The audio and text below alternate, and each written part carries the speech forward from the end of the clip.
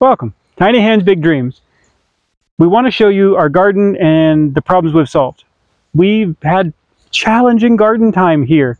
I mean, we've been here 2 years, and we're just now really managing to grow anything at all. I harvested my first little basket of green beans, and I'm so pleased. I used to grow professionally. Yeah. It's like a business and things. We've grown gardens everywhere we've been in some haphazard way, and it's always kind of worked out. This was just unique. More challenge. So microclimates, micro-specific problems. Talking to the neighbor yesterday, he even extrapolated. He's like, yeah, the soil here is terrible. You can't grow like most of the things. Why don't you fix it? That actually hasn't occurred to them.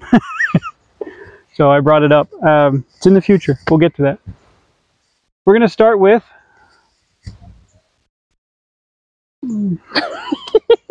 That's corny. We can start with the corn.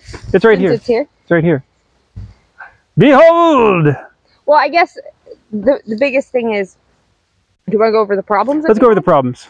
We had clay soil. Just clay. Just sandy clay. Very little actual organic on the top. Clay.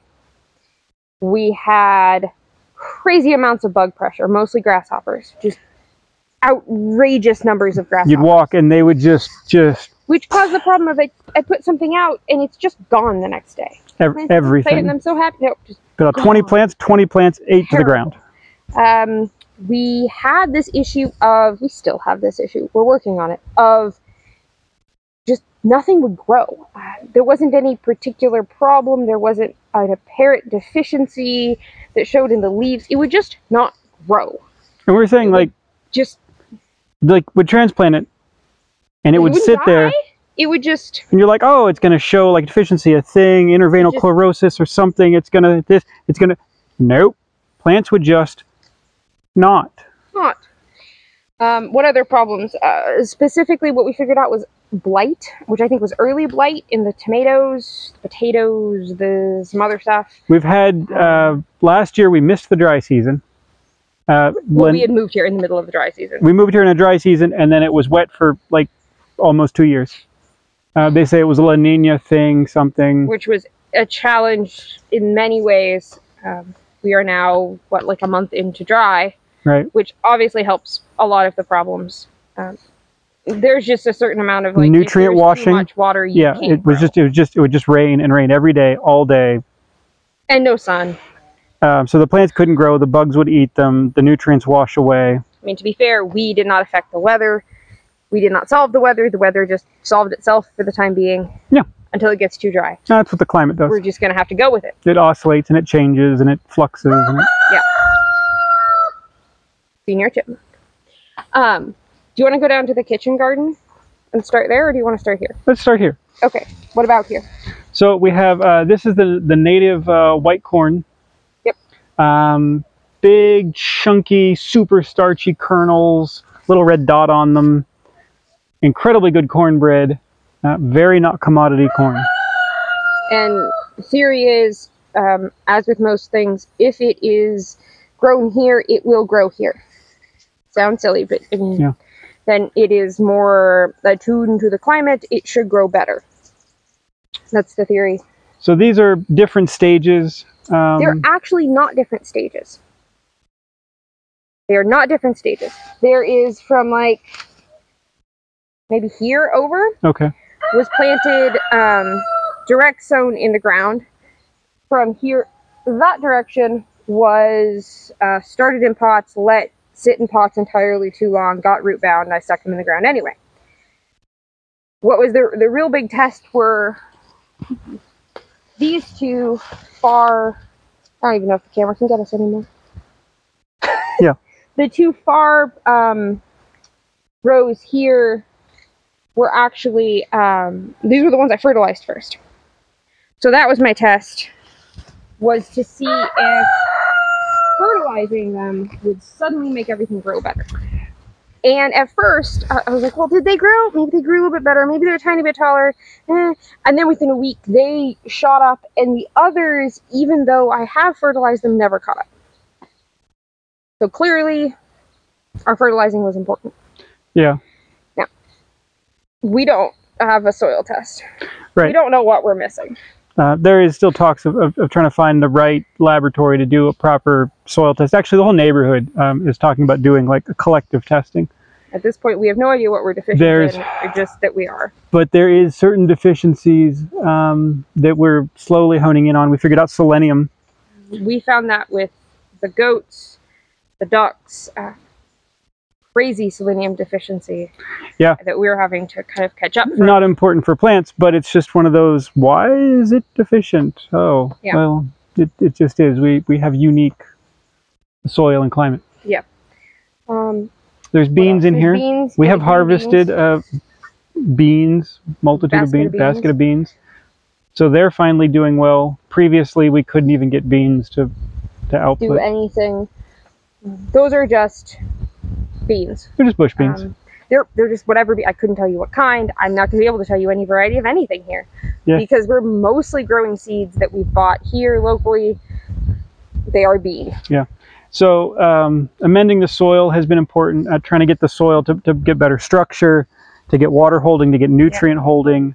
And there's a few different things for that we're trying. One is we have a giant compost pile that is composting. It takes time. It's not entirely ready. We have a blower on it. It's a static aerated pile.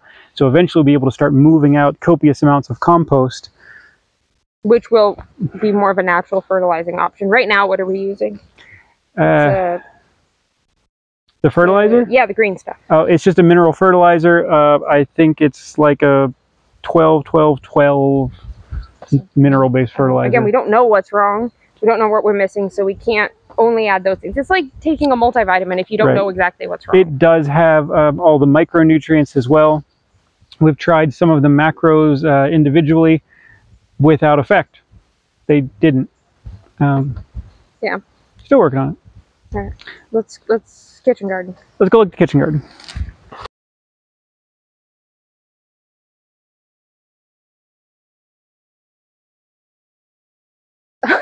So last time I stood here to do a video, I had a great idea. And then it wasn't a great idea. I did... Well, it was a great idea. It was a great idea. It just didn't pan out. So insert some sort of picture of that. I did hoops. Sort of a netted hoop bed. Yeah. Which looked really nice. Looked nice. Seemed great. Worked great for a while. Grew beans. Grew some stuff. It was okay. And then the dang birds. The ducks finally decided that the green beans tasted really good, and it was really easy for them to just push. It was the drake. Here's a fun animal fact. So in the duck world, Muscovy ducks are considered the largest ducks in the world. Of the male and the female duck, the male is much larger than the female. Therefore, the male Muscovy drake is essentially the largest duck in the world, and an arse hat. And he pushed his way in through the screen and just walked it down and like ate everything, just destroyed it. And then all the other ducks like, "Oh, that's a good idea." Arse hat. Well, I kind of expected that it might happen, so I knew there was a risk. Okay, so then I'm going to rethink things, which is now actually, I think, a far better answer. There were some other issues with it. It was really hard to get to. Bird netting is a pain to deal with. It also was short, which meant I couldn't grow anything tall, like a tomato. It works in other places. I have the same thing in the upper garden for like sweet potatoes. It works well for a short thing. We may reuse those pieces on a raised bed where we have some height and things aren't going to get on from the sides and push on it. I think the theory will work. It just didn't work in this application. Yeah. This is also where all the birds hang out next to the house because that's how birds are. But that is also why this is set up as individual fenced rows. And while it's a pain to do all this fencing and to access it, the birds patrol the snargles out of this, and I don't see any grasshoppers. Then so in the upper garden, we'll go back there next. It's ugly because I did not set up that garden with the intention of putting fences around each bed. It was one large fenced area with beds. Once I realized that wasn't going to work because there were too many bugs inside that fence, that was when I started doing the single fence beds. And because I designed this area for that, it looks so much better. Yeah. So much neater, so much tidier. It's really working very well. There's not a lot to show for it right now because I just planted all of these. But they are already growing. They're greening up. All my peppers, beans, tomatoes. There's beets that are coming up. It seems to be doing well. Seems to be working? It seems to be working. This is probably the best soil we have on the property right now. No, we've worked on this soil for the better part of 2 years. This was the first place I dug up for a garden. It's had like numerous iterations. And there's been lots of organic material. There's been... Well, there's been sand, wood shavings, and there's been the duck compost manure. That seemed to be sort of the magical natural trick. Yes. The wood shavings with the duck poo on it has made the biggest difference. And that really just came from having to clean out. It was rainy season, so it was always wet in the duck house. And Eli has to clean out the duck house. And he's like, what do I do with all of it? And I looked it up and realized that the duck poo is not a hot compost. So it does not need to be treated the same as like a chicken. Yeah. So I just threw it on the garden and whew, everything grew better. At some point, we're going to start working in, we were talking about doing carbon. Yeah. Unfortunately, our tests ended the opposite of what we wanted, and everything died. And we start to realize that the carbon is hungry, and we have... The intention was that the carbon holds on to all of the nutrients, the minerals, and then it doesn't wash out. So I'm like, well, that'll be great. Except it's already washed out, and the carbon took what was left. And then the plants just died in days. Whoops. So I think it will work, but we have to... It has to go in with enough nutrients. There was even talk of our next compost. We'll just keep seasoning it in with the compost pile so that it charges up with the compost and comes in fully nutrient charged. Yeah, which would also mean it's just one thing to add instead of multiple. Yeah, yeah. But that being said, given what we have to work with, I think this is substantially better soil. It's not just straight clay anymore. No, when she digs into it, like the shovel just sinks in, it turns over, it's full of worms. I can just pull weeds out instead of, if you've ever pulled weeds out of clay, you can't.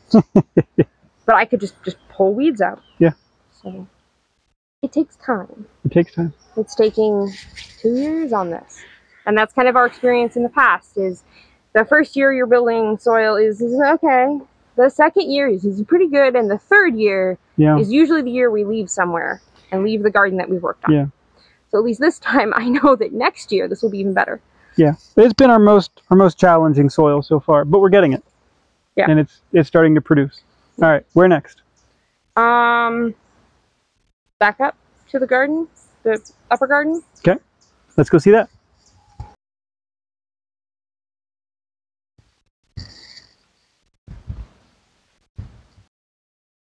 Tomatoes. Tomatoes, if you're one of them people. Yeah, we had the worst time with tomatoes. Are you filming? You're filming. We're filming. Okay. We're not. Tomatoes aren't on our critical list things, calories, food stuff. We just like them, and they have been the most challenging thing to grow here. Never had such a hard time with tomatoes. My goodness. None of our neighbors grow tomatoes. There's a reason. We're just stubborn. Yeah. Most people here also grow in a greenhouse, but we're stubborn.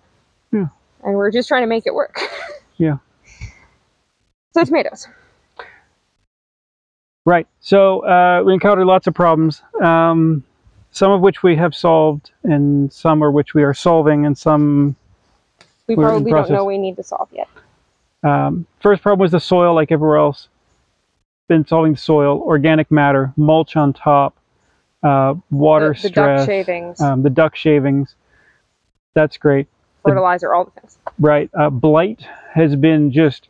Man, blight was killing us. They go, and then you end up with a pom-pom little palm tree thing, and then the black just chases up. Now, I had no idea blight was going to be a thing here.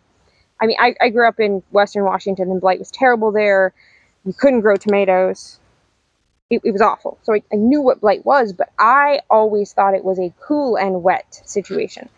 Here is not particularly cool, so I guess I thought it wouldn't be a problem. Yeah. Perhaps in the super dry season like now, it is less of a problem. But I've seen it show up on these, so... It's kind of an all the time. In Loja, they talk about we're talking about growing tomatoes, and they're like, oh, how do you cure the plague? The plague. They call it plague, and I'm like, plague? What's the plague? Yeah, they turn black and die. Yeah, so that is blight. Did a whole bunch of research. We settled on making colloidal copper. For the plants. Yeah. Not for us. We don't take copper. So that in just a pump sprayer. Yeah. I'm sort of settling on at least once a week. And it's low. It's like 10 or 20 parts per million. Like, it's not super strong. We're not putting a lot of actual like copper in the environment of the soil. That's the problem with copper sulfate is it cures certain things, Bordeaux solution, but it becomes toxic pretty quick. Which we don't want. Which we don't want. So about once a week, I spray all the tomatoes with the copper. Now, we did test this. We thought, oh, well, it could be environment things, water, something. Oh man, we tested it in so many different ways. Right. So we have the greenhouse, which is without rain. So we could control water in that. Because we're like, well, maybe it's just getting too wet. It was raining constantly. Maybe that's it. No. We did some other tests. I couldn't begin to tell you right now. We did so many different things. Yeah. I'm sure that having a healthier plant with better soil and fertilizer simply helps it fight off the plague.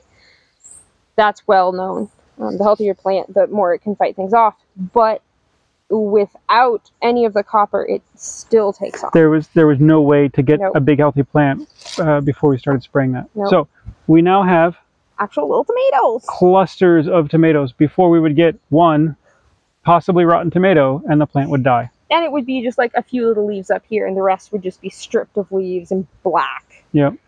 And now we're actually getting proper tomatoes. They're still not perfect, but they are the best so far. I have also, because we only have so many of the fancy cool seeds, I have switched to just using whatever local tomato we bought. They may not be amazing, but the assumption, the hope is that not only are they then essentially free because we're eating the tomato anyway, but also they might be better to grow here. They might also have been grown in a greenhouse and it makes no difference. And I think most of them are probably a commodity hybrid of I do tend to only pick to save the seeds from the weird looking tomatoes. Sometimes we'll find some where I'm like, you don't look. There's a lot of perfectly medium, not ripe, not tasty, not soft, doesn't smell like anything tomato, and I'm like, I know those. Occasionally we'll get some that are just, they look more like a proper, maybe heirloomy kind of tomato. You get your ridges, you get your cracks, your things. Or something that looks sort of like a Roma. So I'll save those seeds, hedge my bets. At this point, if we get some ripe tomatoes that taste good, I'm going to be happy. We still cannot buy good tomatoes anywhere. But we will see. Yeah. The only problem we do have is we're having the blossom end rot. On those. Just those. Now, that is their first fruit set, so that may pass. It could also be water stress. We've just suddenly had a burst of hot weather. We'll see. We're going to watch the moisture on that, but there's still moisture under there. Otherwise, it's potentially we have washed out the calcium of the soil with all the rains from the years. Yes. So we will start to augment that in if that continues. Yeah. And there's a couple sort of weird tests that I'm going to do on different plants. So real quick, I have not been able to, I think it's blight as well on the potatoes. I have not been able to get potatoes to go past about that tall, and then they just blacken and die and give up. Did a bunch of research, figured out that there's potential, depending on what's causing it, that neem might be the answer. Depending on what it is, if it's an actual insect that is damaging it at the soil level, and then it's getting a bacteria or a fungus or something into the stem. So I'm going to do a test. I have a bed ready for potatoes as soon as they sprout. I'm going to do neem. There's like a neem soak. Yeah. And then a control. And then I'm thinking I may try to use the copper on the other ones. Basically, as soon as they come up, spray them with copper so I can see what it actually is and what affects it. Because we need to be able to grow potatoes. True story. More than tomatoes. Yeah. As much as I love tomatoes. All right. Great. What's next? You want to look at the cabbage? Let's look at the cabbage. You want to talk about it? Talk about your cabbage. Oh, okay. It's a cabbage. Col in Spanish. Yeah. Col verde. Basically, the only really cool thing to me is that there doesn't seem to be any bug damage. Which is sort of amazing, considering what we were dealing with previously and where we are. These are organic. We do not spray any sort of pesticide around here, so that is a testament to the tiny chickens that have run around the garden and eaten all of the grasshoppers. And they roam through here throughout the day, and yeah, small gardens. We got some more over there. Got some broccoli to put in too. Yep. And then if you want to look, this is just fun. That's all. This is ginger. I have a dozen ginger plants. Yeah. I just thought was kind of cool. I'm gonna sky cam it. Ooh, that's fancy. That's all. I don't really have anything to say about them except that they're cool, and it's fun that we can grow ginger outside. Yeah. Yeah. So we're gonna grow some ginger. There you go. What else? I mean, it all looks like absolute chaos because it is chaos. Yeah, it is chaos. I have to get back through with the weed whacker where I can. Yeah. Again, it wasn't designed for this. These were all open beds, and you could kind of trim around them really easily. But we couldn't grow anything, so that wasn't going to work. So I'd rather have kind of a messy, haphazard garden that grows something than a beautiful garden that was empty. Yeah, figuring out the problems is more important right now. And once we get everything sort of sorted, then we can roll out an answer everywhere. Yeah. And then we'll move on to a final... This is not a final garden. This is a temporary garden that will turn into an orchard. And then our final garden will have only raised beds. Because I don't like bending over. Yeah. Raised beds are pleasant. They're nice. They also keep the birds out. And they drain better. They do, and they keep the birds out so we can continue to put chickens through it without them kind of... I mean, I fought the little chickens getting in and around this. So we lost quite a few to them sneaking under the fence. So, yeah, I guess that's it. Okay. Is that it? Is there anything else you want to show? No, I think that's it. Like I said, this is a future orchard. Mulberry, ice cream bean. Just going crazy. Yeah, it's doing good. We got sort of a holding pen over there of mangoes and other things. With citrus and mango up top. This is below the house, so eventually this will be a lovely orchard with a duck pond below it. Yep.